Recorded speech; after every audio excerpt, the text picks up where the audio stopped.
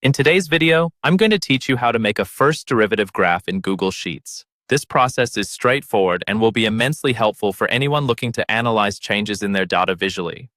We'll walk through it step by step, so grab your computer, open up Google Sheets, and let's get started. First, you'll want to make sure you have your data ready in Google Sheets. Begin by opening a new Google Sheets document. If you haven't already, enter your data into the spreadsheet. Assume column A contains your X values and column B contains your Y values. Next, navigate to cell D3. This is where we'll begin calculating the first derivative. By clicking on D3, you'll activate that cell, allowing you to input formulas and manipulate data. Now we're going to input the formula that calculates the first derivative.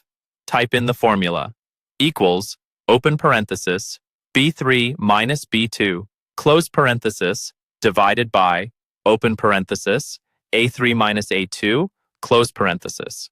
What this formula does is calculate the rate of change between the two Y values over their corresponding X values, essentially giving us the slope between those 2 points, the essence of a derivative. Now that we've entered our formula, let's not repeat this manually for every row. Instead, use the autofill feature. To do this, simply click and hold the small square at the bottom right corner of D3, then drag it down through the cells corresponding to your dataset. This action will efficiently apply the formula down all the selected rows, automatically updating the row numbers in the formula for you. After applying the formula, highlight the range from A1 to B26. This selection encompasses the original dataset you want to graph.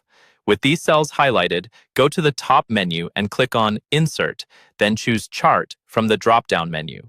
A chart will appear on your sheet. At this point, you might want to adjust its size or style to your liking to ensure it displays exactly how you need it.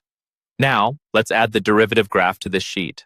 Highlight the range from C1 to D26, which includes your newly calculated derivatives. Once again, go to Insert, then Chart. A second chart will appear, this time showing the derivative data. Finally, you have two charts, one representing your original data and the other its first derivative. You can adjust the size and position of these graphs to fit your report or presentation needs effectively. That's it. Using Google Sheets, you've successfully created a first derivative graph alongside your original data. This visual representation can provide insights into how your values change, which is particularly useful in fields like financial analysis, scientific research, and much more.